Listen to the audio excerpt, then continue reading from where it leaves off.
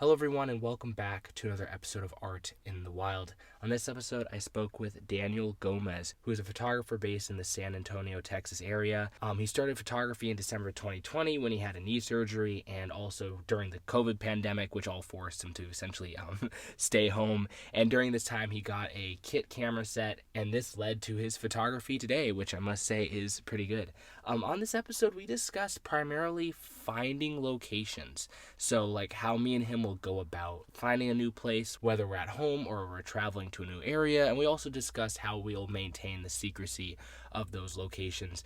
In this episode, you can look forward to hearing about how Daniel leveraged mentors to increase the quality of his photography when he started out, what Daniel's favorite bird is, and the story of me seeing an Instagram reel on my For You page, which eventually led to me flying halfway across the country up to the Minnesota-Canada border in minus 20-degree weather.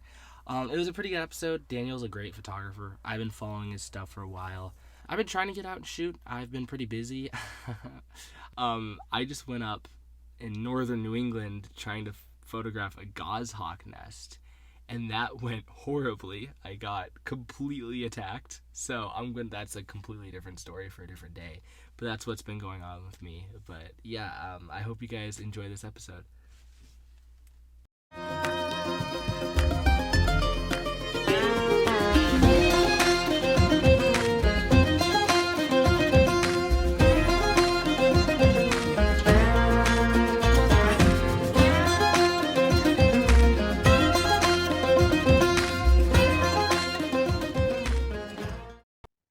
Daniel Gomez, welcome to the show. What's up, man? How you Uh, been? I'm doing pretty good. How's it? You're in Texas, right? Yep. Actually, kind of central South Texas. I'm Mm-hmm. in San Antonio. So it's a pretty good area, honestly, to be in for bird photography. Um, we're not too far from like anything, and there's Texas is so huge, man. Like there's you've got like West Texas has its own like desert, like you've got like phainopepla, scaled quail. You've got what are those other ones? Puraloxia. Like a lot of those are more common like in the West Texas. We still get like Puraloxia around here, but those places are like good to photograph them. And then you go a little bit more up north towards like Austin, and there's Dallas, and you got some good like background separation up there because they're kind of higher in elevation in the hill Mm-hmm. country. And you've got like the east part of Texas where you can get some good shorebirds, some wading birds out there, and then South Texas, which I've been going to a lot now that I'm with my wife because she has her family down in South Texas, and we visit there a lot, and it's just amazing down in South Texas. It's tough to shoot there, I'll be honest.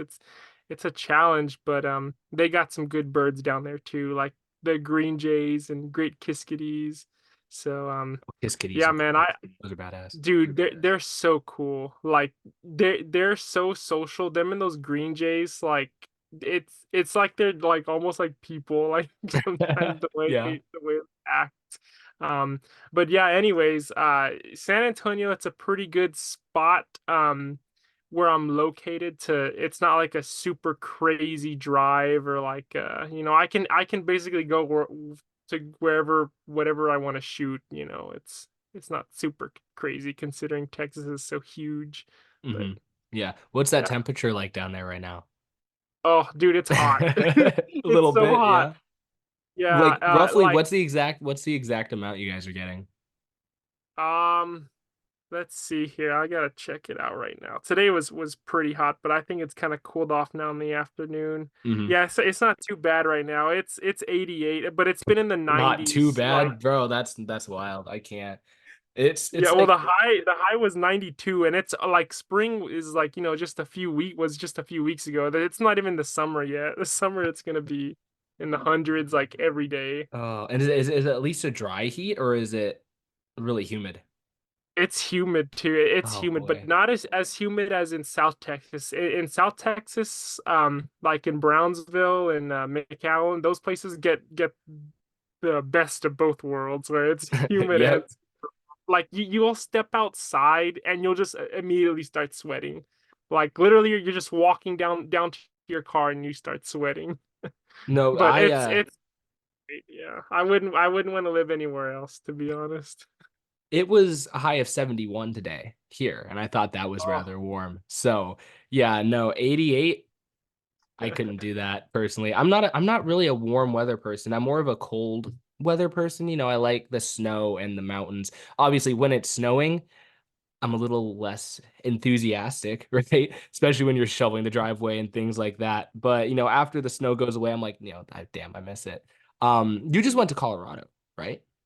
yeah, we just came back. We spent around 10 days. I think it was about 10 days in the Rocky Mountains. And actually, like the day we were driving back, they had like the Northern Lights or the Aurora Borealis Yes. going on. Hmm. So I was like I couldn't believe this like this is going on in this area where we were, but where we were staying at. But when we were driving home, there was actually like a big rainstorm that we were going through. So it was cloudy and rainy. So we didn't even No. see, You didn't we didn't see see, it? no, it was in the night, dark, super dark and cloudy and rainy. And so yeah, we didn't see. No, that sucks. It's weird. So over the course of the last decade or so, I've had multiple times where you see all over online, right? And they're like, hey, the Northern Lights are going to be visible. It all started literally like 11 years ago. Even actually, maybe more than that, because I started photography around 10 or 9 years ago. And this was a good chunk before I started photography. And my mom was like, oh, we're going to go see the Northern Lights, right? So I went out with her. I'm a kid. There were no Northern Lights to be seen at all. Right. And after that, this probably happened 10 times where I go out late at night because they say, oh, the Northern Lights are going to be seen. And then I go out there and I'm like, where are they? All I see are Where the stars. And light? that's exactly. Even you try to do the trick where you take a photo with your camera to see, hey, are they going to pop up on my sensor at least? No. Mhm. But this past Friday, everyone's saying like, "Oh my gosh, it's gonna be a crazy day for the Aurora Borealis," and I'm like, "Cap, like that's not happening." I didn't even go out for it this time, and then I'm in a group chat with some friends, and I see them. They're like at 45 minutes south of me, and they're posting these insane images of Northern Lights. So I'm like, "Okay, it Mhm. must actually be happening this time." So I went up with one of my friends to Maine on this little mountain, and we were there from like 11 to probably 1 a.m. And Mhm. we were just there. It was a little chilly, but it was really cool. When I first showed up, I'm gonna be honest, it was kind of mid. Like I got there and I looked up and it was like you could barely see them and it was completely gray. Like there was no color really. And I was like, oh, this is cool. There's some gray things in the sky. Nice. I was a little disappointed, but it progressively got better and it peaked around 1 a.m., at least for me where I was at. And you could actually see, I mean, it wasn't like you were in Iceland, right? But you could actually see the colors and the texture in it and it moving. And then I had to use my friend's camera because I brought the wrong lens up there. I brought like a 55 millimeter, which was way too zoomed in, and I didn't have a tripod, right? But I Mhm. was using my friend's R3 and we were taking pictures of each other in front of the Aurora Borealis. So we were getting like silhouettes and things like that. But yeah, it was cool. I think some people saw it even in Florida, like in the Everglades. I don't know if you saw that image. Yeah, I saw that. I see people were getting it, and even I think I want to say it was around the Dallas area. They were seeing the Northern Lights. I don't know about San Antonio. I hadn't didn't ask anybody, but nobody's told me that they had them. So Mhm. yeah, it must have been pretty cool. I wouldn't know. I wonder if Tobias got anything with him. I feel like he would. Oh, dude, I don't know. He probably took a flight, like somehow got on a plane that same like time, like that.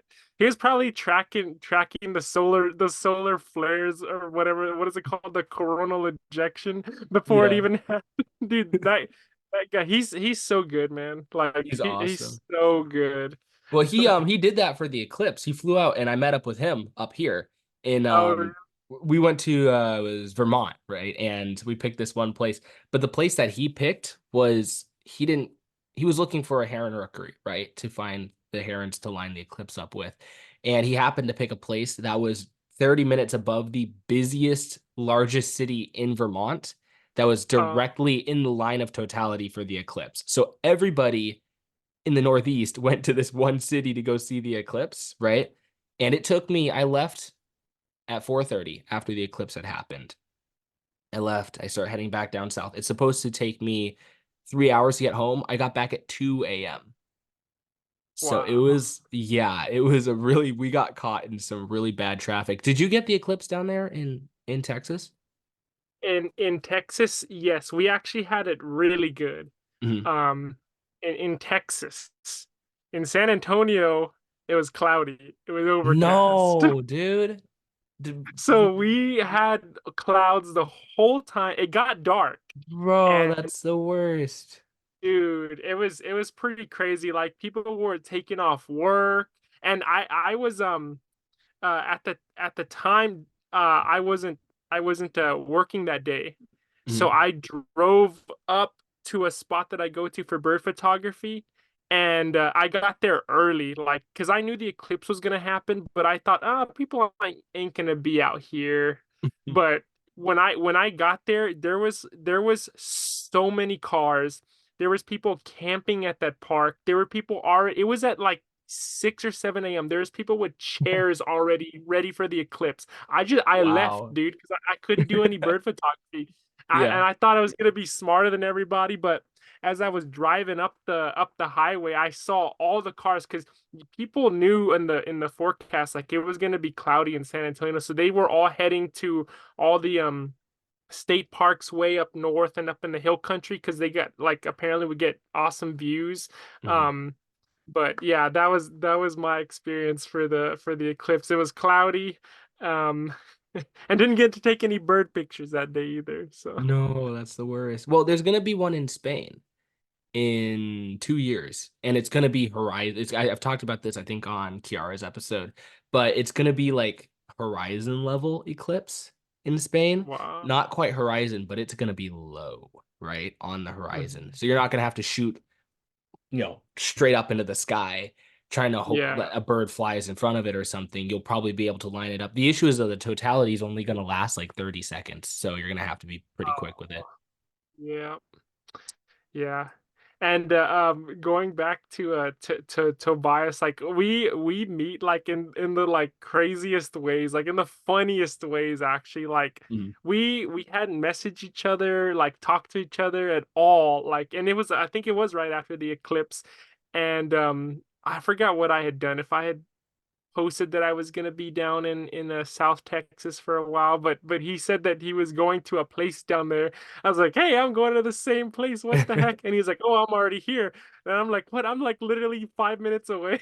So Yeah. we met up like just randomly. Is pretty funny, like how we meet up sometimes. Yeah, meeting Yeah. up with photographers is always a lot of fun. How long have you been shooting? Because I think, a lot of people started around the pandemic, right? That's why there was a big influx. So were you shooting, is that when you got into it, or were you shooting prior to that time? Yeah, I was so I've always been like kind of a birder.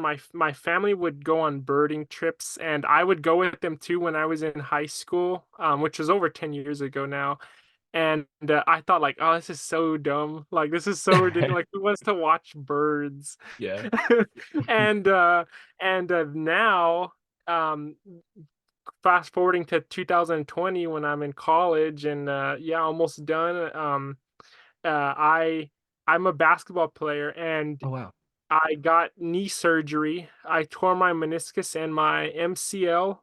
Mhm. And I had nothing to do, and I had like started to get like interested in birds because yeah, of course, like the pandemic shut everything down. So I was kind of like I got more interested in birds, I feel like, and I was caring more, like looking outside my yard and my backyard. But I always thought like, no, I'm not gonna like be somebody looking around with binoculars. If I want something, I want to have a picture of it to like remember it by.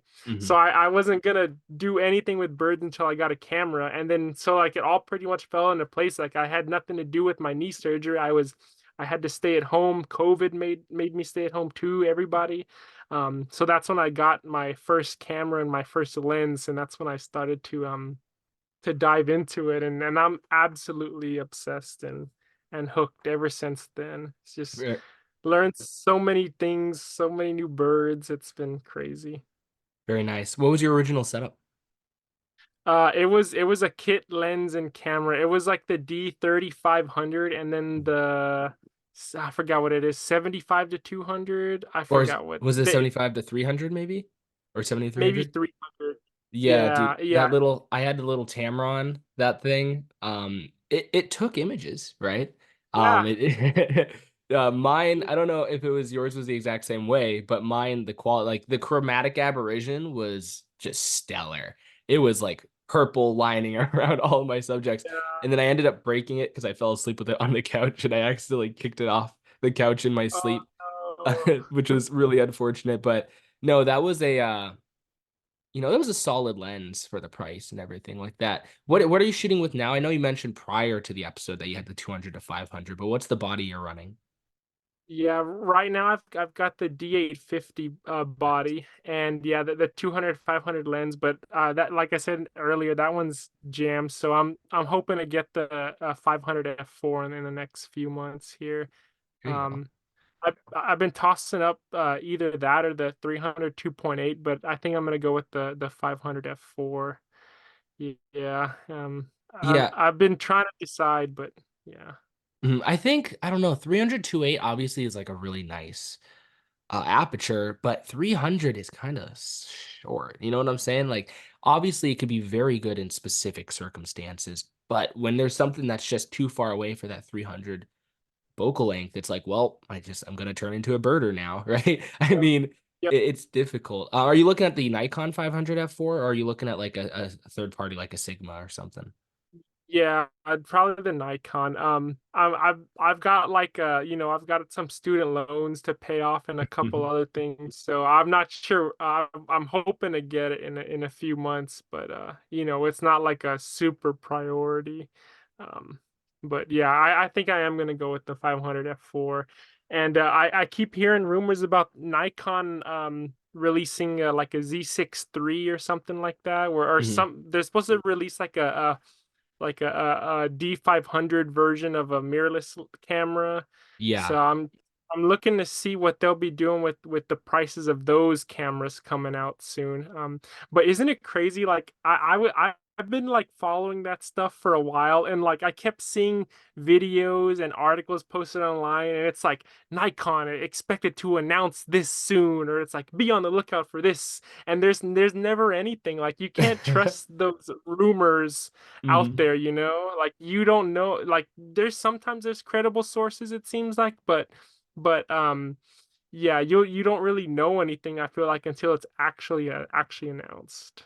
Yeah, for sure. I'm thankful because I know some people who like work in camera companies, so I'm able to get some slightly more reliable rumors. Mhm. But yeah, I know it's tough. I mean, Nikon needs to drop a Z6 III for sure. Something that is full frame that can compete with the like Canon R6 series, your R6, your R6 II, some of the other Sony cameras. Because right now, like they did, Nikon was in big trouble before they dropped the Z9 and then subsequently the Z8, right? Because they were just getting destroyed in the mirrorless field. Like you had the R5, you had the A1, you had the R6 series, you had all these different cameras, and they had insane eye autofocus and all this stuff. And Nikon's like, oh, we have the Z7 too. Like, no, it didn't work, right? And they did great dropping the Z9. It was that's what I have right now. It's a fantastic camera and I love it, but they really do need like a Z6 III, something that's full frame with lower megapixels for better noise performance, and then they desperately need a crop sensor mirrorless camera, something like the R7, and then some other bodies like R10s or R8s that are more affordable for the average person getting into it. You know what I'm saying? Yep, definitely. And also too, like it's great because I've heard like a couple photographers, like they, as soon as they get into wildlife photography, like they just buy like the most expensive camera and the most expensive lens, and they don't even know what they're doing. But like I feel like it's good to upgrade and to progress through that.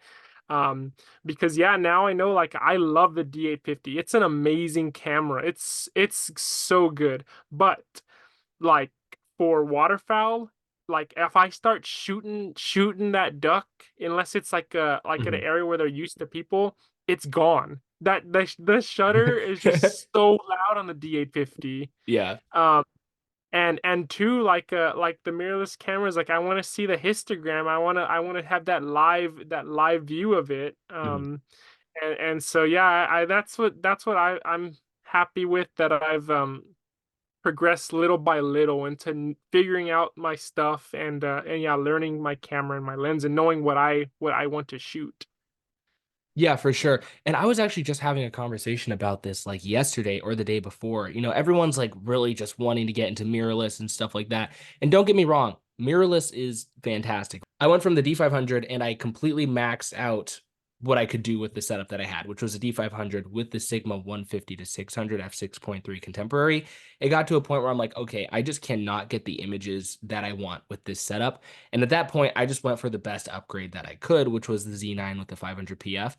But the thing is, dude, some of these DSLRs are insane. And people treat them like they're dinosaurs. Like, no, 4 years ago, 5 years ago, this was state of the art. Your D850, your 1DX Mark IIIs, things like that. Great cameras. And people are like, oh, it's DSLR, it's a dinosaur. Like, and like also the D850 files are smooth, dude. Like, I love how Yeah, they look. they And are. like, don't get me wrong. Like, once again, the electronic viewfinder is a complete game changer. Silent shutter is a game changer, but now with the DSLR prices just plummeting since all the mirrorless cameras are coming out, I don't think it's a bad idea for someone to invest in a DSLR setup, right? Because it's just really good. But once again, when you shoot on the D850 or the D500 or something similar, the shutter is like when you're trying to shoot Yep. wildlife and then it runs Yeah. away, to say. Yeah. It's so loud. It sounds like a machine gun. And also too, yeah, like the mirrorless cameras also with the eye tracking, like that's something So good. that's perfect for wildlife photography. And of course, the DSLRs don't have it, but for half the price of a Z9, you can get like literally the best DSLR ever made, the Exactly. D850. Mhm. So it's like, why not go for that and figure out what you want in a camera, and figure out what your style is as a photographer, and go from there. Yeah, so that's what I see it as. For sure, definitely. Yeah, I think the DSLRs are kind of undervalued, ironically, because everyone's just on the mirrorless hype, right? It makes sense, but yeah, the D850 is literally like the best camera ever, and your 1DX Mark III is also insane. Like the best photographers were shooting on these not 5 years ago, maybe, right? And now, and also mirrorless has some of their issues. And personally, when I look at a mirrorless file, maybe this is just me being weird and it's not actually correct at all, but I feel like I feel like the D850 files just look better than the Z9 files. And some of the mirrorless files I see, they just look cleaner and Yeah. better. It's hard to explain. Um, Hmm. no, but I definitely agree. Like some of these DSLRs are really insane. Now, you said, you kind of started because like you got into birds a little bit, right? But you're like, I don't want to like just look at them through binoculars. That's dumb, right? I want to actually get photos of them, right? So you start taking photos of them. I'm assuming you go through a documentary stage like everybody else. How how did you go about improving the quality of your work? Because your work is extremely good, if I must say so myself. So how were you able to transfer out of that like documentation stage into a more refined style? Yeah, and I actually I feel like I learned a new passion for birds and for wildlife once I got my camera. Mhm. Yeah, because I used to be like that, like, oh, I don't want to be out and looking at birds. But once I saw like their beauty and their habits, I feel like that's how I kind of changed once I got my camera. But yeah, I started 3 years ago, and what helped out, honestly, what I feel like what expedited my growth was um having some mentors along the way. I've had two, um Scott Keys and both Ray Hennessy have helped me out in different ways, and to help show me what they've learned, their knowledge, and taking me under their wing, and to help me grow as a photographer. And I feel like what helps out too is like, you can't, you like, even if you get like, the best mentor, or photographer to help you out like in the world, like it's still the main thing is how you are as a person. If you're willing to step your game up, if you're willing to always grow and to learn as much as you can, Mhm. I feel like that you can't, how should I word it? Like, you can't like your mentor and having somebody helping you only goes so far. What's the next step is how you as the photographer grows. Yeah. And so that's kind of how I like took it. Like every day I would try to learn something new, whether it be through them and like what they've taught me, and then in online resources like on YouTube and articles, and even just like from the birders too, like learn stuff from the birders. I've just tried my best to soak and absorb as much information from people that are willing to help me. Um, and that's pretty much helped get me to be where I am today in my bird photography hobby. For I sure. can't call it a career because I don't make money off of it, but No, my yeah. passion, yeah, There you go. my I feel Yeah. like that's what's helped me is of course the people, but also making it my passion. Mhm. Yeah, Ray and Scott are solid. Ray has been mentioned tons of times on this podcast. I always ask, first off, like some kind of variation of how did you get into photography, and then how did you improve? And I ask that pretty much for all of my guests.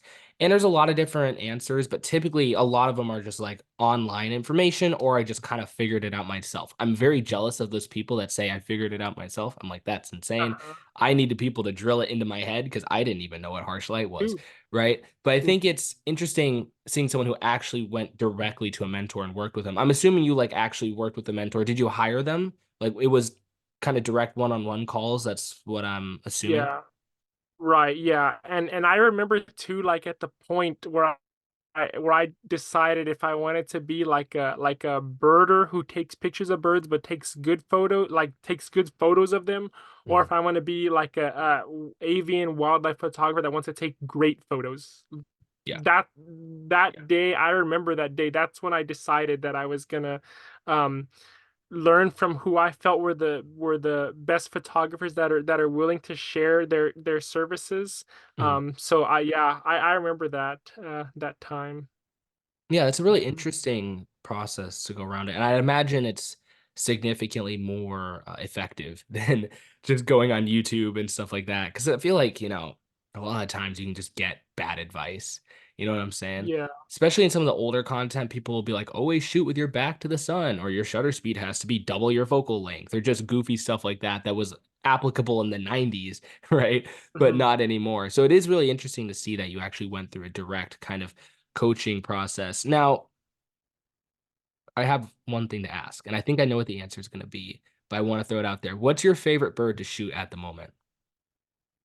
It doesn't have to be Honestly, your it's gonna be favorite bird ever or anything. I'm trying to take a lot of pressure off it, but like right now, like what are you really vibing with? golden cheeked warbler, Knew hands it. Let's down. go. You knew it, right? Yes, sir. Absolutely love that bird. Yeah. Yeah.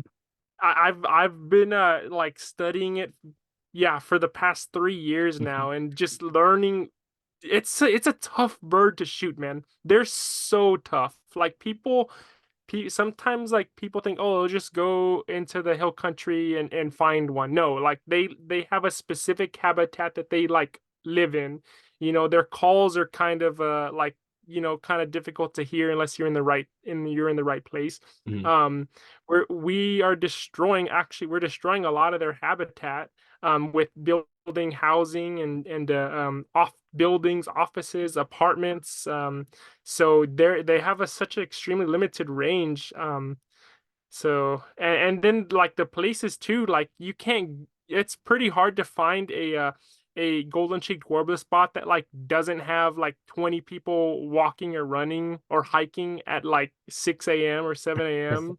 Yeah. So yeah, it's such a challenge to get that bird, but I feel like that's why I love photographing it too, because like it's a challenge. I feel like I'm not.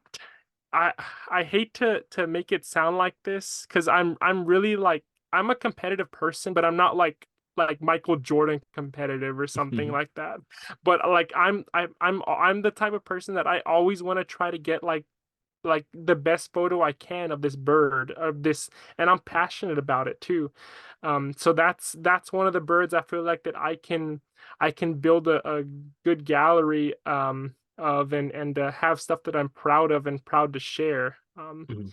And there are some things that I've seen with that bird that I'm not too happy with. Like with other photographers, for example. Like and I used to be this way. I'm not anymore because I learned more about that bird, and it it's survival. Like it's an endangered bird. There's not too many of them left. Mhm. Um, but I don't give out like locations of that bird anymore. Yeah. I will take people to the bird if I know and I trust them, but I've been like, how do I say, I've been bitten too many times, and like I've seen and I've heard from people, from birders that have told me about things that photographers that I've helped and what they do to that bird. Mhm. So I don't really tell too many people anymore about good places to go. Yeah. Are you referring to playback specifically when you're talking about what they're doing to the bird? Yeah, playback and some other things too, like just like, yeah, trampling in their habitat and kind of Mhm. going off trails, things like that. Yeah, I got you. Yeah. It's interesting, actually. I think my last episode that I recorded, or second to last, was actually with Phil Stolzheimer. I don't know if you know him, but he does conservation work with golden-cheeked warblers. So one of the Mhm. episodes coming out is actually a whole episode about golden-cheeked warbler conservation and not really the photography aspect of it. But I knew that was going to be your one. I could tell. And No, but uh, dude, I knew it because I saw, like, I think you honestly, granted, I don't see a lot of golden cheeked warbler shots, but I think you honestly have like some, probably the best golden cheeked warbler shots that I've seen. Granted, they are thank like endangered and hard to photograph, right? But yeah, your work with them is really good, and I knew, I was like, it's gonna be golden cheeked warbler for sure. It's yeah, gonna be his thank favorite. you. Yeah, you're Yeah, and welcome. I try to get this bird too, like in places where I know they'll be singing from the treetops so that they bounce around in. Mhm. Like, and that's honestly what I did a lot this past well, this year. And during like their time where they were in South America or Mexico for the winter, but I was looking for places where I can get elevation, I can catch them singing, because they like literally do this. They literally sing from these juniper trees like up there, and Mhm. if you're in the right places you can catch them, and that's what I focused on, like so hard. I would go places, like walk for miles, like go up on the weekends when it's super cold, like just looking for places in the hill country to find them. And so yeah, I feel like that's also my maybe why I'm so passionate about that bird, is because of also of what it takes to get a good shot of them. Like you said, like they're pretty hard to get. There's always, they like to be in sticky branchy areas too, Mhm. they their nests are super high in juniper trees too. They don't nest low like a lot of the other warblers do. Or another bird, the black-cap vireo, down here, those birds nest super low to the ground. Um, and just sidetracking here, because I remember I've seen a black-cap vireo nest before, and the things that they do to survive as well is pretty tough, because I don't think they're endangered, or they might still be endangered. I don't know if they were taken off the list, but yeah, I remember seeing one day coming across a black-cap vireo nest, and it's so low to the ground the ants had gotten on the little Oh chicks, and no. it was like the fire ants too, like Oh those the yikes. invasive. Yeah, Mhm. so it's it's crazy. Yeah, it's a crazy world out there. Yeah, when you're looking for golden cheeked warblers, especially during migration, do you ever get pranked by black-throated greens? No, because we don't get them. They don't breed over here. And honestly, we only get them through the migration. So they don't even like sing Mhm. really. Like maybe they'll make like little chip notes, or like Nashville warblers that you'll hear. Yeah. But I don't think the black-throated greens call too much. But they'll trick me sometimes when I see That's them, what I like, was thinking now. If you actually physically see them, do you ever, or you're like, yeah. "Oh, golden cheeked," and then it's actually a black-throated green? Mhm. Yeah, yep. Honestly, it does happen, but I would take a black-throated green, because yeah, they don't come around. They just quickly pass through spring migration, and then they're usually up in the trees, so they're not really low when we get them around here. So I would That- definitely take a black-throated green For sure, around. yeah, they're high up here. Migration's coming through right now, and so I've been shooting, and I haven't gotten a really good shot of the black-throated greens because they're up there. Same with the Blackburnians, some of them are really low, like your black-throated blues, your common yellow throats. They're kind of in the underbrush, but Blackburnian, black-throated green, some other ones are just always way up in the canopy and stuff like that. Now, you mentioned when you were going out shooting, right? You'll go to places and you're looking specifically like for the golden cheeked warblers, for example, a place that looks good, it has good habitat, so you can find a good area where you can not only find the birds but actually get good photos of them, right? So when you're out locally and shooting in your local area, how do you go about finding a new location that you want to go shoot at, right? For whether just in general or a specific species. Definitely, I do use a lot of eBird, and I feel like I used to be maybe like yeah a few months ago. I was like obsessed with eBird, like as in checking every day, like new lists, seeing where people would go, and looking at those on Google Maps, which is like if it's a good place to shoot, I'll also check Google Maps and do that like street view and kind of look around Yeah. there. Sometimes people post photos of these parks, and you can kind of see more or less what it looks like through other people, and driving around, just kind of scouting the areas. It's kind of hard, I feel like, to find good locations in the hill country, or not the hill country where I'm in San Antonio, because there's always like a lot of hikers and walkers, and the parks here, I feel like they're not as good as compared to like say for example Austin I feel like has some Austin, Texas has some pretty good parks, but you pretty much have to drive like 40 minutes to an hour out of San Antonio to get those like distant backgrounds, kind of up in elevation Mhm. um places. There's a few that aren't like that, but most of the stuff is like that I like to shoot is kind of going outside of on the outskirts of San Antonio. But yeah, it's just a lot of it is looking at eBird, and even what I'll do too is sometimes the birders post their photos on eBird, like as their documentation.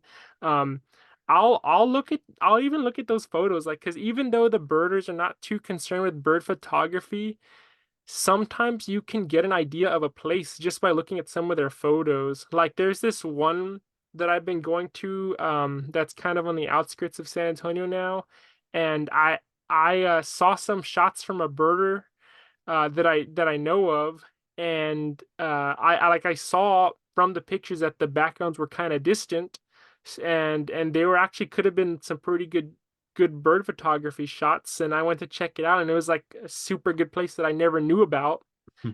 never heard about either. So I feel like yeah, it's a combination of just checking the sites, and seeing pictures what people share, and also it is good to befriend some birders, because they can help you out with For places too sure. Yeah.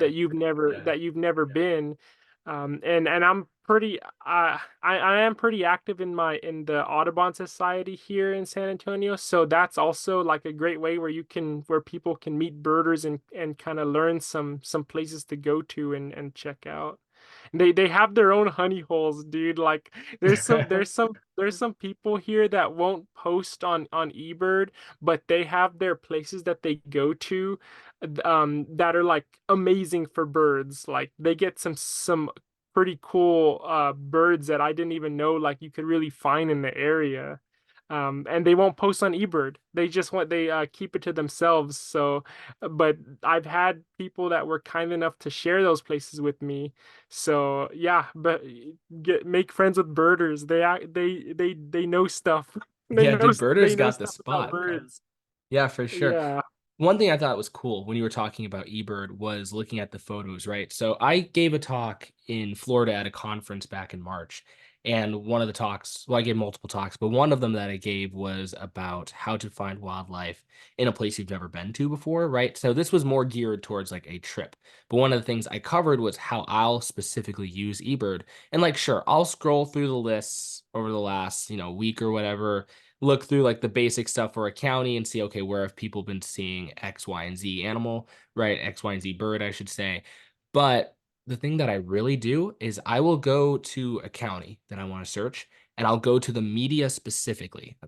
I'll screw everything Mhm. else. I don't care about the checklist. I'll go to the media and I'm looking for areas that have animals that are in close proximity or they're low, or like you said, there's potential for backgrounds, all of these other Mhm. things, right? What I'm looking for really depends on which specific species I'm actually trying to photograph, but it's utilizing this tactic really allows you to pick a place that you know you're going to get good shots of. Because you can look on eBird and a place will be like, oh man, there's like golden cheeked warblers and barn owls and cerulean warblers and a pterodactyl. Like it's absurd, right? And you're like, sweet, I'm going to go check it out.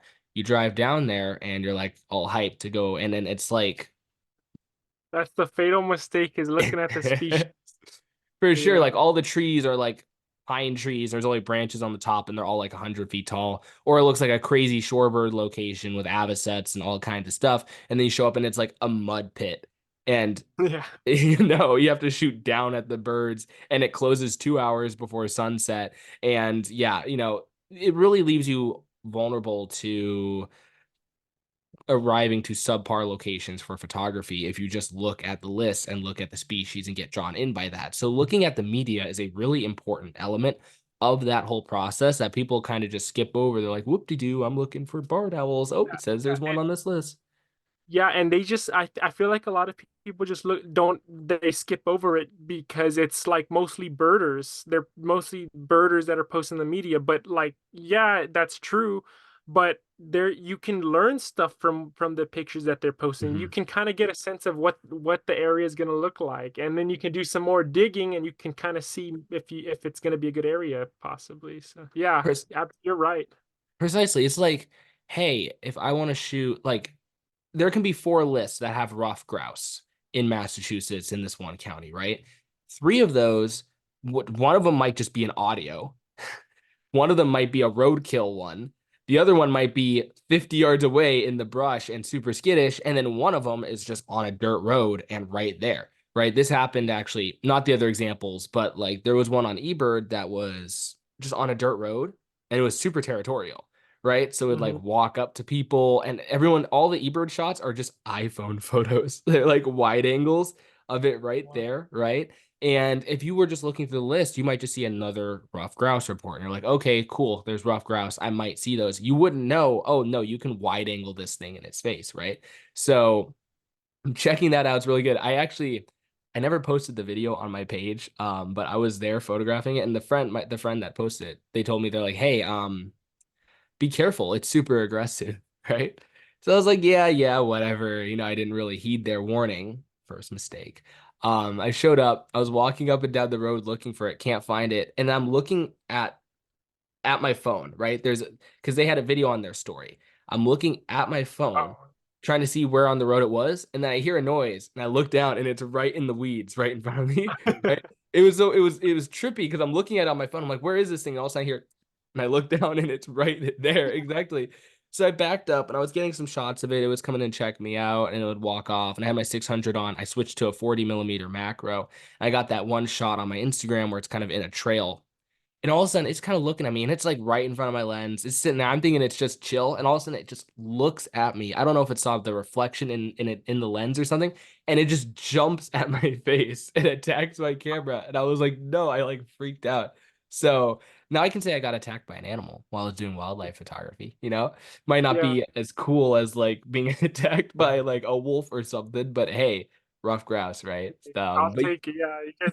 Hey, I'd take a rough grouse attack over a wolf a or a bear, bear. yeah, grizzly bear, yeah. Cooler That's what I was story. afraid of. In the Rockies, that's what I was afraid of. Is that like because there would be times where I'd go super early in the morning and like nobody was around, and I'd go so far in. I was like kind of scared because I'm not really used to bears or like anything like that. So. And I didn't really bring the necessary equipment. Like I had like a spray, but I don't know. I Was think it if a like bear wanted actual to bear get, spray? Was it like actual bear spray or like a little pepper spray thing? I thought it was bear spray. My in-law actually gave it to me, but I looked at it and it was just like pepper spray. Oh So I no, don't that's know. not Like gonna cut it, bro. That's not gonna yeah, work. that's probably would make it just ang more like it would turn into the cocaine bear. Spray. Yeah, Good. so crazy. You weren't in Wyoming though. You weren't in the greater Yellowstone ecosystem or like up in Montana. You were just in Colorado, right? Yeah, in the Colorado. Yeah, I was pretty much in the gateway to the Rockies, as they call it. Hmm. Just in that area. I did go down to Boulder, because I have like one of my favorite like hikes there, like of literally of all time. It's like my favorite walking trail. Yeah. And I've been there before, and I've had good success with like lazuli bunting and McGillivray's warbler there. Hmm. Um, so yeah, I went there once, but for one time, but the Lazulis like were not there yet, and the McGillivray's were not there either. So it wasn't like super good for birds, but like just being like all of Colorado just has like amazing trails, dude. Like there's Yeah, so for many sure. good parks there. Yeah, the one good thing Yeah, about Colorado, I mean, good and bad, whatever way you look at it. Like I really like being around grizzly bears. Grizzly bears are such cool animals. But at the same time, being in grizzly country is like another level of sketchism. You know what I'm saying? Like in Colorado, they don't have the grizzly bears there yet. So you at least didn't have to worry about that. They do have black bears, a pretty high amount of them, and they also have mountain lions and stuff. But like when you're in Montana, like when I was out in college and hiking, I'd get to a place, had to Uber because I didn't have a car. I'd Uber to like a trailhead on the outside of the city, and I'd go into the foothills. And when it's like 5 a.m. and you're in grizzly country, like it's a little, But yeah, no, if you don't, okay, this is just a me thing, but if I'm in an area where there's anything more dangerous than a deer, I always have bear spray on me. That's my fundamental rule. I don't care if it's a moose, a mountain lion, a black bear, grizzly, whatever, right? I always carry bear spray on me if there's anything that's more dangerous than a deer because like people will be like, "Oh, you carry bear spray for black bears?" I'm like, I don't want to be that one guy in the US every year that gets yeah. eaten by a black bear, you know what I'm saying? So, I think having bear spray on you is definitely, a good idea just in general, probably, and making sure it's not just normal pepper spray or Yeah, something.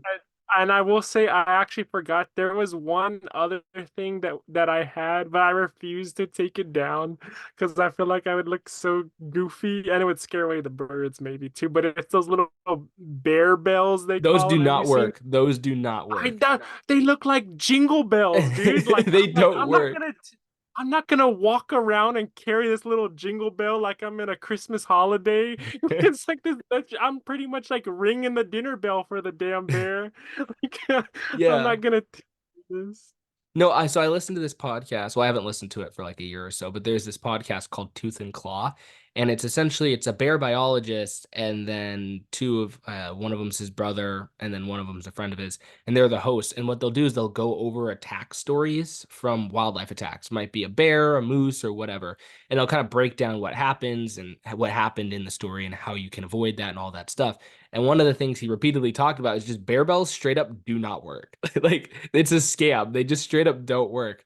And I think it's because it's more of a kind of just benign sound. Bears aren't going to associate that with an animal, let alone a human, right? The best thing to do when you're in bear country, like if I'm in grizzly country and I'm not trying to actually sneak up on like a great gray owl or something, I just clap and I'll just say words randomly. I may look insane, but I at least know I'm not going to get charged by a grizzly bear and eaten alive, And right? aren't you supposed to get wide or get big too? Does that help or not? Not really. Depends on the situation. So, oh boy, I could talk about this for like an hour. Keep in mind, I'm also not a bear biologist, so don't try this at home. But when you, it depends on what the situation entails, right? If the bear is aggressive and it has cubs, being bigger and aggressive is not gonna be Mhm. good for you because it's gonna be like fight me, square up, let's go, and you don't want to square up with like a female bear with cubs. And you can tell if a bear is being aggressive if it's actually vocalizing and slamming its paws on the ground. It's not like if you're trying to sneak up on something, like when a leopard's trying to eat a gazelle, you don't see it slamming its paws on the ground and screaming and freaking out, right? It's going to try and sneak up on it. So if a bear is huffing at you, bluff charging, slamming on the ground, you don't want to be like, let's go, because you're gonna lose that. Yeah. But if a bear is It's like, like, all right, bet. yeah, exactly. So in that situation, you kind of want to slowly. This is actually what I got from that podcast that I listened to. Once again, I'd recommend people actually research this from an actual professional, but this is just after hours because I love bears and I've researched what to do with them when you run into them. If it's like a brown bear specifically with cubs, you kind of just want to speak softly, slowly back up, don't turn and run because that's a terrible idea. But if it's a bear that's kind of sneaking up to you and it kind of looks curious, maybe even looks playful, that's more that's more representative of predatory behavior from a bear, and that's when you are going to want to be like, let's go. You're going to want to intimidate it and make it think, hey, I can actually beat the crap out of you when you really can't, right? So that's, it's complicated, but you typically want to be more aggressive when it's more of a predatory response from a bear. And if it's an aggressive response, you kind of want to mellow out and be like, hey, I actually don't want to fight right now. Like, I'm just going to get out of here. Also, one thing that's interesting too is black bears almost never attack in a defensive sense. So if you're being attacked by a black bear, it's like 97% of the time or something like that, a predatory attack. Even if there's cubs, like they just don't maul people over cubs that often. That's my understanding. They Mhm. just kind of don't. They're not like grizzly bears. People think think all bears are kind of really defensive over their cubs, but that's more of a brown bear trait. My understanding is that has to do with their evolution and where they evolved, but I'm not going to dive into this because this is not a bear podcast. But yeah. So basically, yeah, get big if it looks like it's stalking you. If it's like screaming at you and huffing at you and looks like it's gonna charge, probably don't do that. That's my understanding of the recommended steps. Yeah. Okay. Yeah. Well, next time I definitely won't be going without bear spray, and I will definitely be telling my family that the little jingle bells don't work. Like Jingle bell. another time, Yeah. multiple times. You should be that guy that takes a big Bluetooth speaker in their backpack and blasts at full volume while you're walking down the trail. Oh yeah. That's I just everyone's favorite person. I just play like the Pokemon music, like going There down you the go. routes, down the journey. Yes, sir. I mean, hey, you're doing wildlife photography. That's halfway to real life Pokemon as it is. Yeah, right. Do you use Google Earth by any chance? I know you mentioned Google Maps. No, not really. I don't use Google Earth. Yeah, no, I just use Google Maps to kind of look at the street views of places and online images. Yeah. One thing I'll Is play that another good? one thing I'll play around with is Google Earth because it has the actual satellite function, and I will literally just go through the countryside or through a state park and just look from an aerial perspective of what might look good for a specific species. So one thing I'm Right. scouting right now, I have been scouting, is places that may look good for great gray owls in the winter for next winter, right? So I'm looking for large open meadows kind of up north in the northwestern portions of Maine or northeastern sections or just northern sections of New Hampshire and stuff, looking for like large subsects of clearings and things like that. Or if I'm Mhm. looking for a moose, right, a moose location, I'll kind of check out some towns and then I'll look for an area that has a large wetland with boating access and I'll check that wetland out. It's really good to get an aerial perspective of what that place is going to look like and kind of get an idea of the vegetation and stuff. Plus the street view is built into it also, and then Mm, sometimes people will put pinpoints in the park itself that you can click on and then see the photo from that specific location within the property. So I use Google Earth a lot. Not I can't say that I've gotten a lot of results from it, but I've done a lot of scouting with it. It is something I want to yeah. lean into more in the future. So I just wanted to see if you use that. But also, And you went to do you have Colorado. it? What'd you say? Do you have that app on your phone, or do you use it on the computer? Do I have it on my phone? That's a great question. Yeah, I have it on my phone. I'm like 90% sure. Oh, I think so. But you can, it is an app that you can get on your phone. So it's pretty easy. You can just scroll around and stuff like that. yeah. But when you were in Colorado, right? So we kind of went over what you do locally to find a location. How about when you are going to a place that you've never been to before? Because the thing about me is I don't really hire guides for workshops or anything like that. I'm more of a, oh, I'll just go and figure it out myself. And my success rate with that has been rather high on most, like I almost never go on a trip to a place I've never been to before and not get good photos of wildlife. And almost every single time it's because of some research that I've done prior or some outreach I've done with other photographers. So what's your method by which you go around getting locations and getting wildlife encounters in a place that you've never actually been to before? Because I imagine you're not just going out there completely blind. Yeah, I'm the same way, man. Like I hire guides or anything like that. Everything that I've learned is just yeah on my own, off the going through the trails and seeing what's out there. And I will say though, but I'll go to a place, like if I'm like in Colorado when I was there for 10 days, like I went to one place, that one trail that I didn't have any success with the first day. Mhm. But I could tell it was a good area. I could, because it had all the qualities that I look for, when I'm doing bird photography. And I just kept drilling that place. I kept going a little bit farther and farther, um, listening a little bit better, to see what's around. And yeah, eventually like the spot became crazy. Like I got to a part in the trail where there was just like song sparrows all around, green-tailed towhees, juncos, um and that wasn't my first time being there, or that was my second and third time being there, but the first time I didn't get anything. So yeah, like if you're going in places like blindly, sometimes you are gonna fail or not have any success, in terms of getting a picture.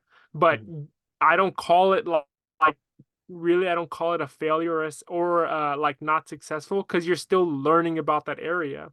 Maybe you go back, in a year like how I did, and you'll learn, if a place is actually not that good for bird photography. So no matter how no matter how I like, even if I don't get any pictures, I still don't call it like an unsuccessful trip, because I learned something about the area and I got to go out for a nice walk and be out in nature. So yeah, that's a thing that I definitely do is, like, what is it called? The glass half full or empty expression. Yeah, exactly. I don't You're look at it like, optimistic. yeah, exactly. And Mhm. because I feel too, like if you're not like that, you just get bitter. Like some people are like, I didn't get a photo today. I'm on my trip. I spent money out here, blah blah blah. Like, and it shouldn't be like that. It should be like you got to be out in nature. You got to learn something new about an area.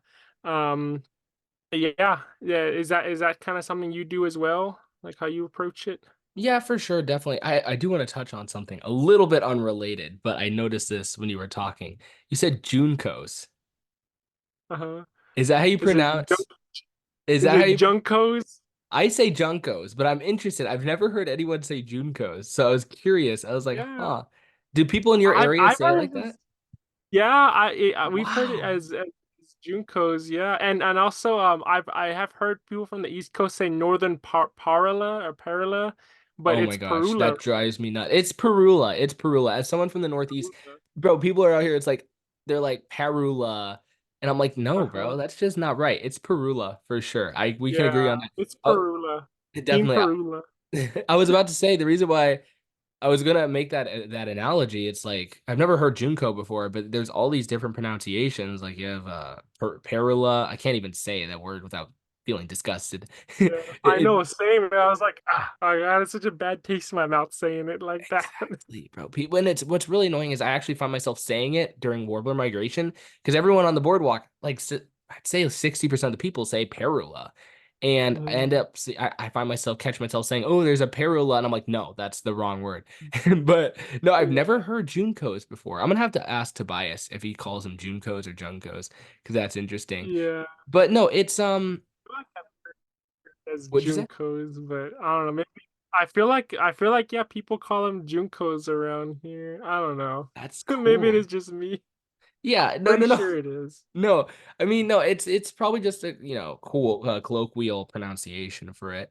But But we say y'all every time, oh, I instead say of y'all you. too. I say y'all. Oh, Yeah, you do? I do say y'all. It's weird. I don't know why. I think it's I have family out in Iowa. And I think that's where it came from. But I say y'all Uh, all the time, and then people make fun of me for it. It's weird. I'm not like Southern or anything. I don't know why, but I say that a lot. But it's interesting going to a place. One thing I noticed out in Montana, everyone says right on all the time, right? mhm, So if you're like, mhm. oh, I just got a promotion, like right on. It's like I never heard that. And then you go out to Montana, I didn't everybody know says that. that. I didn't know that.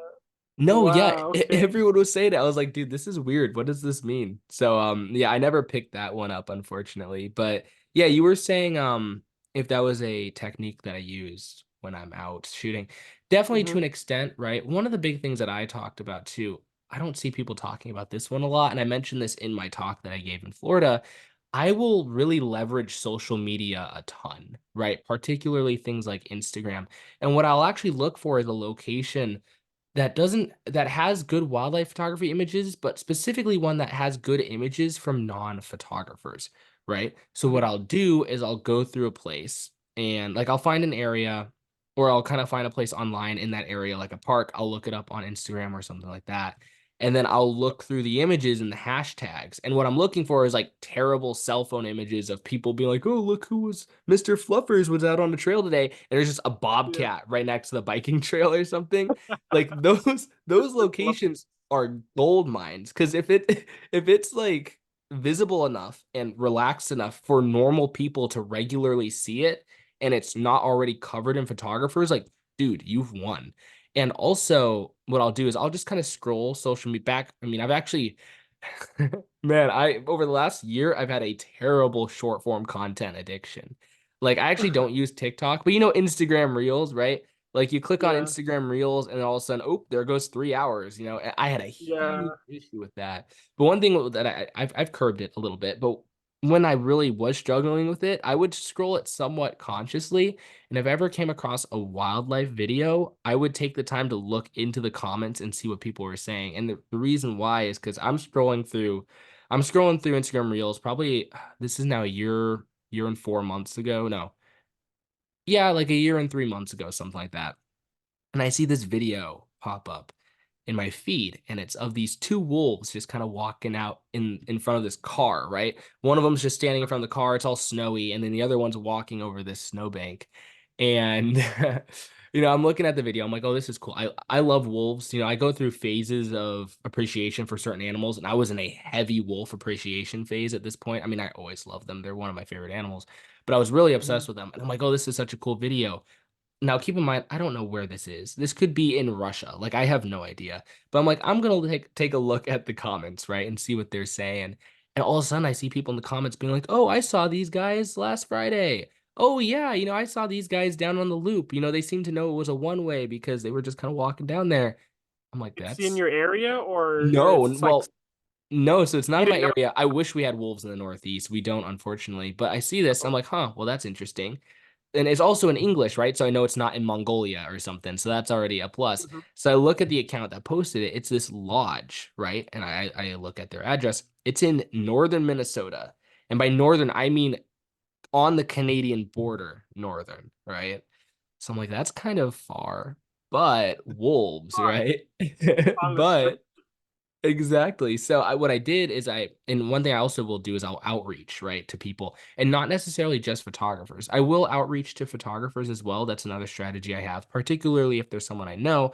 But I'll outreach to, in this case, it was actually lodges, right? There was this one road up in the, northeastern Minnesota, and I reached out to lodges on that road and I'm like, hey, are you guys seeing wolves? Hey, are your guys' clients seeing wolves? Just repeatedly, I just kept asking. And all of them were saying, like, yeah, people are running into wolves a lot in like the last month and a half. So I was 19, couldn't rent a car. I still can't really rent a car. Some places allow you to rent at 20. I'm 21. And Yeah.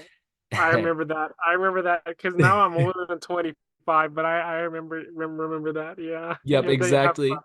And you can't They really rent a car. And even if you can, it's more expensive with the insurance, It's right? more expensive. Yeah. Yeah. So, oh, this is funny. So I can't rent a car, but I had money so I could pay for the trip.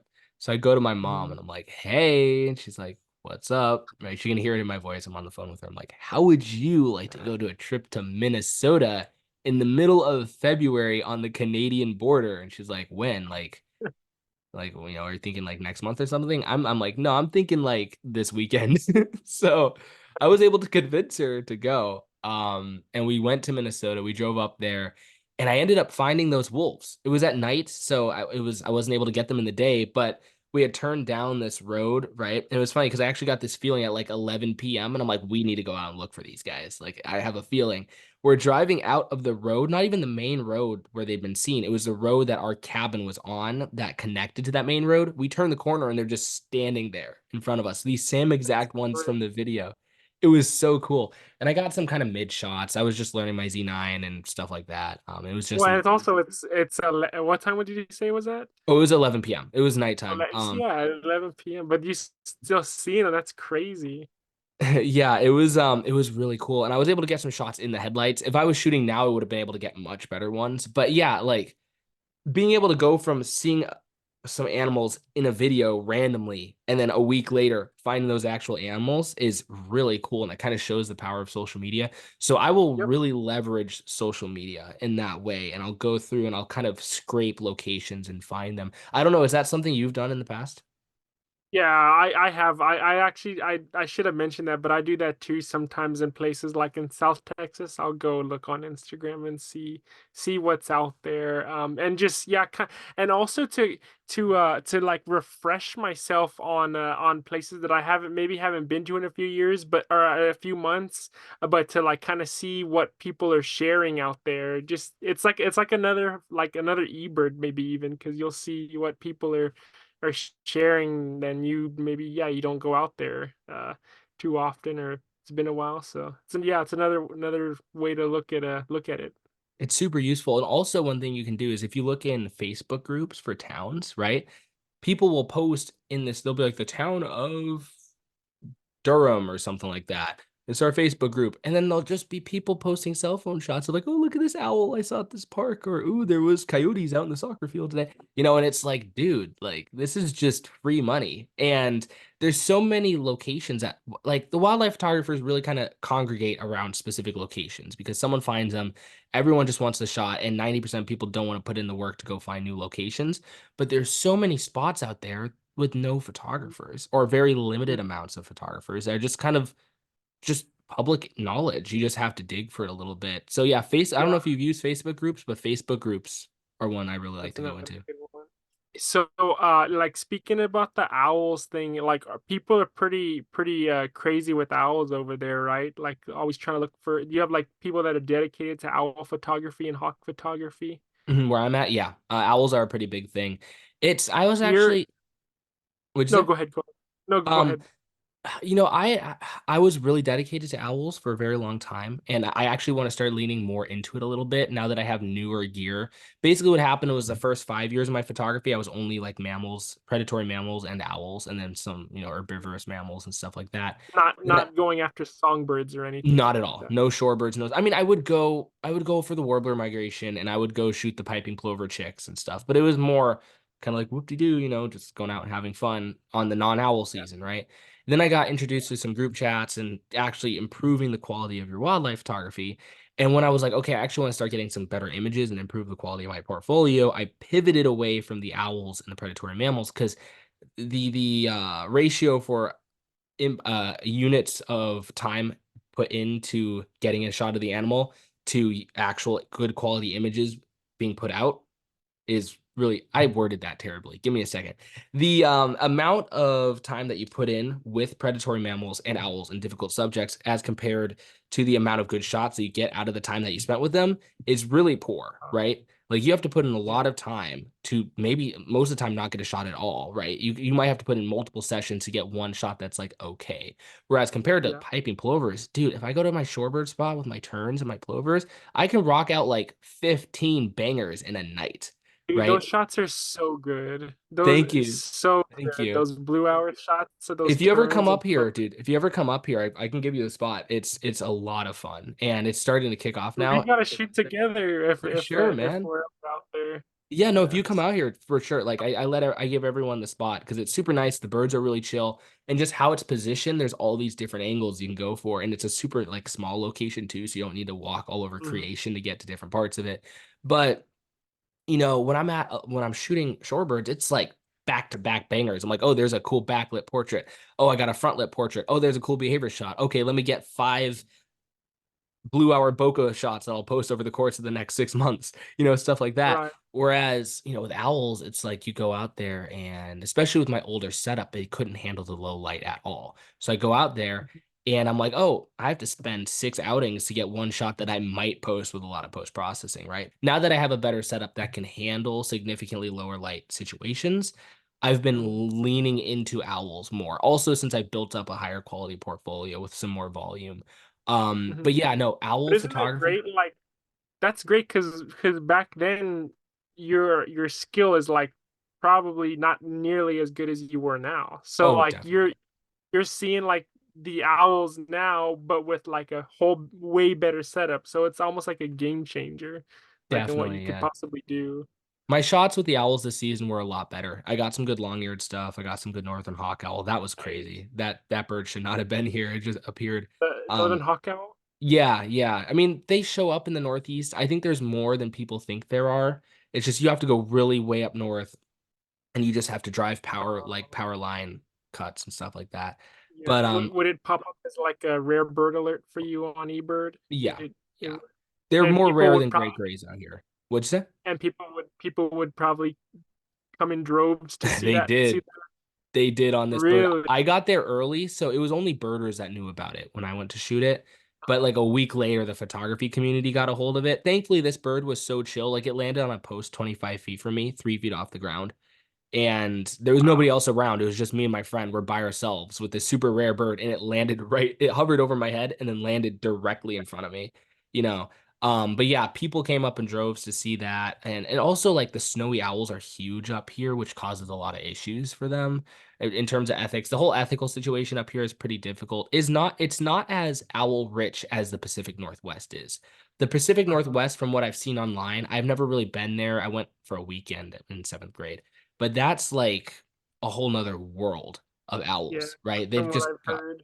all kinds of stuff. Like you see Izzy Edwards' page or Matt Poole's page or something like that. Oh, That place is covered in owls. But out here, I mean, it's still very good. And there's a lot of people extremely dedicated to owls and raptors in general. Like we have some good red-tailed hawk locations and stuff like that. But yeah, it can are be they pretty good with like in terms of ethics, those owl people, or not really? they're borderline. One thing is you don't really see a lot of baiting here.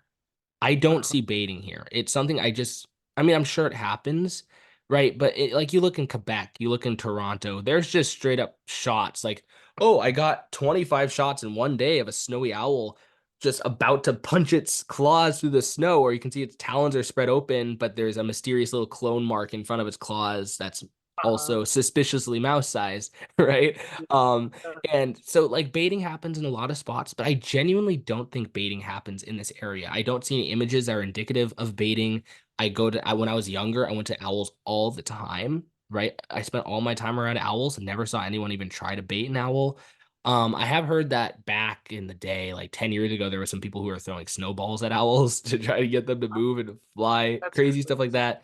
But for the most part, people are respectful. It's just the issue is high volumes of people being quote Yeah. unquote ethical around an owl, right? Because it is that compounding impact of a lot of That's the people. thing too. Yeah, and sometimes you'll hear people say like, "Well, you're too close to the bird as a photographer with your camera. You don't need to be like that." But then you see some of the birders and they're in a tight group like that. Like I don't see much of a difference from what you're saying and about me and like what these people are doing like Yeah, that. what it seems to me is, I mean, even if you have someone, let's say you have an individual who's really being an asshole, like they're repetitively flushing an owl over and over and over again, they're just being a pain.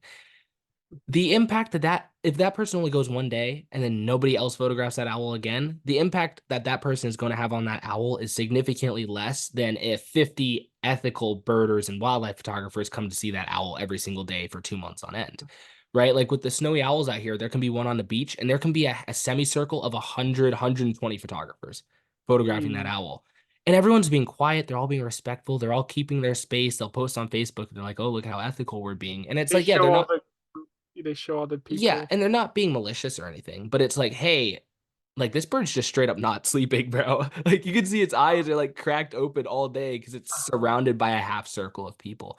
Mhm. So yeah, I mean they're not like absurdly unethical, right? There have been some encounters over the course of the years that have gotten more notoriety, even nationwide in terms of ethics from my area. But for the most part, they do all right. Now, going off the topic of owls, right, which are a sensitive species and other sensitive species in general, this is the last topic before we wrap it up.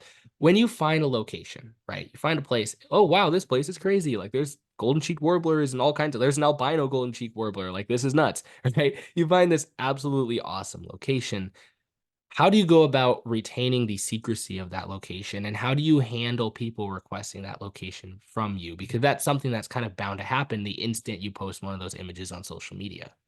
Yeah, and it's tough, man, too, because like even though I'm a photographer, I honestly I do consider myself a birder as well. Like Mm, I'll make lists of things that I think are cool, or like if it's a lifer bird.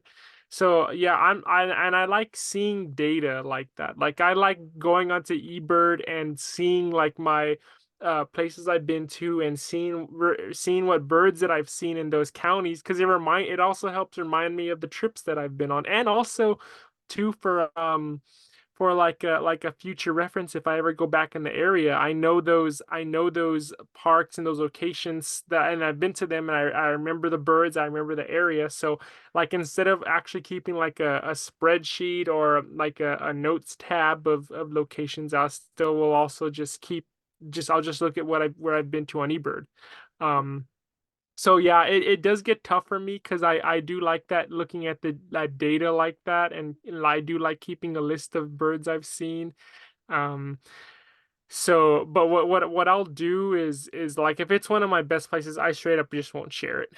mhm, There is one place that I found like way I'm not even gonna say how far it is from me. That's how, because there's some people let me switch topics here in a there's some people that I'm no longer friends with now, that I've like helped people share, and like locations and good places to go to for certain birds, and just areas in general, and I'm just like no longer friends with them anymore.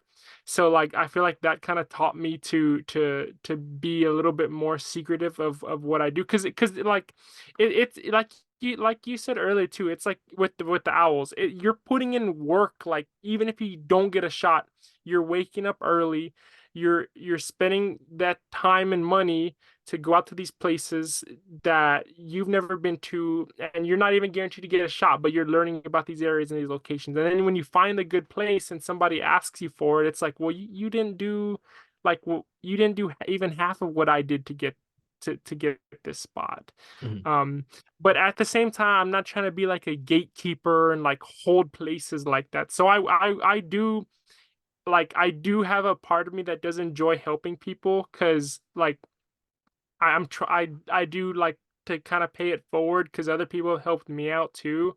um but at the same time, I'm trying to protect places that I go to, not only for like the work that I do, but also for the birds, like in general. Like I don't want these birds to be spooked, scared, or like, or harassed. And then like the areas I go to don't become are not good anymore. um so yeah, that's a thing that I've picked up on this year, that I'm kind of smarter about what I share. But there's I this year I've had a lot of people, a good handful of people ask me about places, because they're coming down to Texas. They're going to South Texas. They're going to East Texas to catch the spring migration, or they're coming here to look for birds like the golden cheeked warbler. Um and I'll give people places that I've had success in, and I've had some shots that I like, shareable worthy shots on Instagram. But it's not like my favorite places to get the birds, or there's like maybe not as many of them. So Mhm. I'll happily give away those places. Like even though like I don't go to them as much, but I've had success. I'll Sure, you can go there. There's nothing wrong with that place. It's good. Um, but I do keep the places where I get a lot of good stuff to myself, unless I know the person is ethical, unless I know the person as a good friend. So I'll leave it at that. I'll leave it at that. Yeah, I got you. No. Yeah. Yeah, that's solid. For me, there's a couple things you touched on there that I want to go over. For me personally, the biggest element is uh I've seen the effects that large quantities of people have on wildlife, right? When you have a large volume of photographers going to a location to see a specific animal or see a specific species, that just has a compounding impact, right? It just does. even if they're not on being unethical, because I'm not really worried about the guy showing up to bait the owl, right? Or the guy showing up to feed the fox, which is going to get it put down. Sure, can that happen? Yeah, but that's kind of an outlier case. What I'm worried about is the person that posted on Facebook, and then Yep. 25 of their friends see it, and then that person drops it in a Discord forum, and then boom, 100 people are going to see that animal. And now it's like, oh crap, like the bird's stressed, the people are going off trail, and they're breaking all kinds of plants and stuff, and now the rangers are upset, and now it's like a Hmm. big mess. I've seen that stuff happen again and again and again. I've been doing this for like 9 years, 9 or 10 years, and I repeatedly see that happen. And it's gotten to the point where the main reason why I don't share stuff is because I know if it's something like I have a bobcat location. It wasn't self-found, but it's kept heavily Oh, under those wraps. shots are so good. Is that the Thank one? you. The Yeah, it's ones. that one. Yeah, and that thing, Those are I don't so share that. good. And I had a lot of people get mad at me for not sharing that. It's literally on a public road. It's not in a park. You don't have to hike. The den, she sits on the side of the road, right? Imagine Yeah. how absurd that place would get if it got out, right? That's Oh, the primary reason why I don't share it because I've seen what happens. I've seen it over and over again. And it's not people being malicious. I'm not upset, but I'm like, I don't want this turning into an absolute bonanza, right? So that's the primary reason I don't share it. But also a secondary reason, like you mentioned, is like if I, especially if I put in the work to find something. Like so one thing is if someone tells me about it and they tell me to keep it quiet, that's the end of the discussion because it's not my location to share. I have locations that I have locations I don't tell my best friends because someone told me, hey, don't share it. So I'm like, okay, I can't share it, right? The Bobcat, I had a bunch of really close friends ask me, like, where is that? Right. Among other things. I'm like, I can't share it because I was told not to. But even if it's something that I self find, you put in like people think it's like, oh, it's like you're selfish because you're not sharing it with the whole world. Like as you said, you put in work. And it's not that like, oh, well, you didn't put in the work to see it, so I don't want you to get it. I want to no, it's just I want to be I put in the work to find this location specifically so that I could have more intimate, mhm. close, quiet encounters with this animal without tons and And tons. that's so rare nowadays in today's world is to have those intimate encounters like that. Exactly. Because a lot of the main spots are well known. And as I said, you can find locations that don't have people if you do kind of unorthodox search tactics, like going through the Facebook groups, searching, digging through the Instagram hashtags, things of this nature, right? Those are good ways to find a location, right? Or if I just straight up like hike for hours through a state park and find an owl nest, like, dude, I want to be able to go to a place where I can just be with an owl and not have to worry about, oh, was this owl flushed 20 times by other photographers to say, like, no, I can just go be there and spend some quiet time with that animal. And when I was younger, I really liked being with the huge crowds of people. It's very social. And I still like that for like the warbler migration. I really enjoy that social element of it.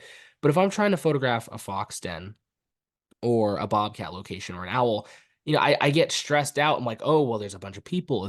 Are the animals stressed? Should I even be here right now? Is this okay? Is this ethical? Blah, blah, blah, blah, da, da, da, da, da, da, da. And then I get super stressed out and it just makes the encounter not fun.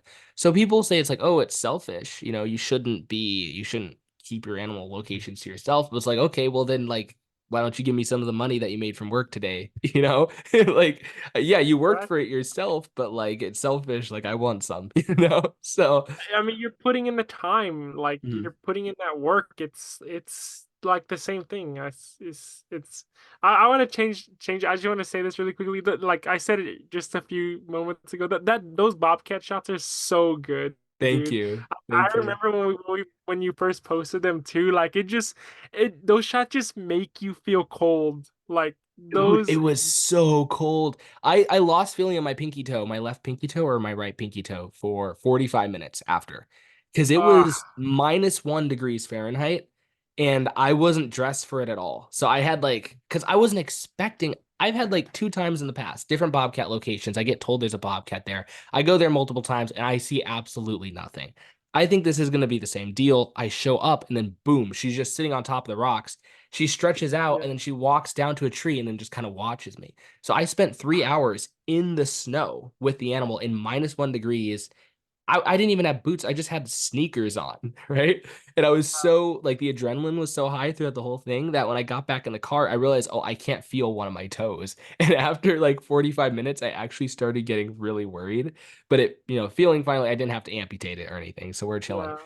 But yeah, it was cold, but it was definitely my best animal encounter so far. My last northern hawk owl encounter was really close, and then this past weekend actually, I just had an insane encounter with a fox den, like nuts. Like I got cell phone videos of the kits and stuff like that. It was actually a place that's pretty popular, but for some reason the photographers haven't like there's been like four people, maybe five people at most when I've been, so it hasn't like blown up. So I've Getting had some caught on. cool yeah, I don't know why.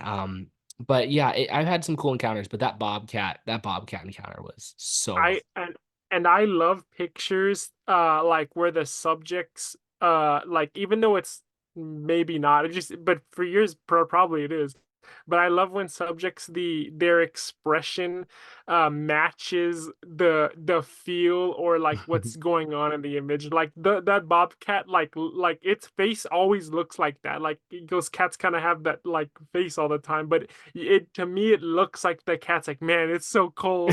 Like I love those images like that where the face matches the scene, like the expression of the subject matches the scene, and it looks like it's so good. Yeah, thank you. Yeah, it always baffles me how these small animals are just able to be out in the cold like that. Right. It's insane. I mean, I know actually how it works. Like they have really dense coats and blah blah blah blah blah and hair density and stuff. But I mean, man, it's just freezing. And then she was doing a thing I didn't see her actually do it, but she would hunt ducks in this river. The river was always full of ducks, so it's kind of like the Yellowstone situation that you see on BBC and stuff like that. I never Uh-huh. actually saw her go after one, but I saw her stalk. Like she just left me with her kitten at the den. Her kitten was in there, and she was like, "Okay, I'm gonna go hunt now." And then I saw her go across this little bridge, go And down that's into how you know that like you're not invading their space or as a exactly. wild animal. If they're willing to leave like that and you've been there, like Mhm. that's a thing. Yeah. Like she literally called the kitten out, and she like groomed the kitten. The kitten hated me, but the kitten was fine with me being there if the mom was there. The instant the mom left, the kitten freaked out, so I had to back off. But Mhm. no, she yeah, I had somebody yell at me, and they're like, "Oh my God, you're too close to the bobcat. This is so unethical. It could have attacked you and mauled you, and then it was you." Like, bro, like Yeah. yeah, it was that was interesting. But no, I mean, I didn't feel bad at all. She just left me with the den and went to go hunt ducks. And I Yeah. could see her across the river stalking and doing all the crazy things and stuff. That's so cool. It was amazing. That's so cool. Yeah, Yeah, thank we don't get like foxes. They're of course they're around, but like we don't get good places to photograph like foxes or bobcats you like want to know my that. hack for Yeah, that? what's that? For foxes specifically, a lot of times they den under people's decks and sheds and stuff like that, just in Oh, their yards. Go into the Facebook groups, keep an eye out for people posting dens in their houses, and then just reach out to them. And like most of the time, they'll say yes and offer up a really? free print. Dude, my neighbor's house, most of my fox den images that I posted back in 2021 were my neighbor's house down the street. What my mom would used to do when I was younger, she'd be like, "Hey, I have a young wildlife photographer as a son. Does anyone have any cool like fox dens in their backyard?" And I'd get like five people. Like, oh, I have an owl nest. I Wow. have fox dens. Dude, it's goaded. And also it's private property. So you don't have to Mhm. worry about 50 million people showing up. And a lot of times the animals are already habituated because the person's out doing yard work or whatever. So yeah, that is a really good strategy for finding them. And I think you guys have like a lot of gray foxes and stuff like that down there too. Yeah. So Yep. go into those Facebook groups, look for coyote dens. Well, you can either look around for posts or even just put in a post out there asking. You might want to check the rules of the group, making sure they don't say, "Hey, no promoting" or whatever. But if you put out Yeah. something that's asking, be like, "Hey, I'm willing to offer a free print for anybody who can get me a location on either like list out the animals you want, like barred owl Mhm. nest, bobcat, coyote, gray fox, whatever." And people will just be like, "Yeah, they're under my deck. Like, come hang out," Yeah. and then you do. So I'm yeah, but. start I'm gonna start doing that then. It's a great strategy. It's a really good way to And get untapped locations. people do that for birds, I think. Not really like photographers, but like the birders, because sometimes people will post in the Facebook groups and they'll be like, "What is this bird?" And those It's and some if I've never seen, absurd bird. It's like a yeah. marvelous spatula tail or something. Yeah, it'll be like some hummingbird, and they'll be like, "What the heck? That's a Mexican violet tear in the back of your house." Like, Exactly. Yeah. yeah, yeah. So like, there's been instances of that before. there's been some like crazy things in Texas recently, like for rare bird sightings, dude. Like I don't know if you've heard anything about Texas in terms of rare birds, but like this past year has been like insane with like first ever records in the state, first ever in the country, like birds that haven't been seen here in like 20, 30 years. Mhm. So I don't know if it's been like that in Massachusetts or in your eastern part of the U.S. But for Texas, it's been pretty crazy. I don't know what it is that's pushing. Seems like it's pushing some birds farther north Mhm. from Mexico and South America. Yeah. But yeah. Last crazy thing that we had that I remember, I'm sure there's been more. I just haven't been keeping really like heavy tabs on the whole birder community, but that Stellar Sea Eagle that showed up Oh yeah. back like 2, 3 years Did ago. you go see it? I got that one. Yeah. You We did? got Oh, yeah, we got it was wow. funny because it was on I showed up and it was on the far side of some island. You couldn't really it was like on a tree, you couldn't really see it. And then it did a close flyby of our group after 5 minutes after I got Wow. there. Now it wasn't that close. I still had to do a heavy crop, but like you could see it with your eyes. You could see the white patches, like you could see the bird. Did a Yeah, flyby, went to an island 3/4 of a mile away, and then went to another rock like a mile and a half away, and then just disappeared for the day. But it's still that's people are seeing it up in Newfoundland. Like it's still on the East yeah. Coast. So Yeah, I think it was originally seen in Texas, I thought. I think the first sighting I was, think or I so. don't remember. I think Somebody so. hits on a boat, like they were on a boat and they weren't even bird. I don't even think they were bird photographers or It's never birders. the And they, birder. It's never the birder. It's always the dude, random like never. science teacher who's like, "Oh, look at Yeah, this cool bird. Can anyone ID it?" And it's just that, some weird thing. Yeah. yeah, that's like that one guy in Oregon that saw With that the blue bird, whatever it was called. What mountain was it? thrush or rock thrush. I don't know. Something Yeah.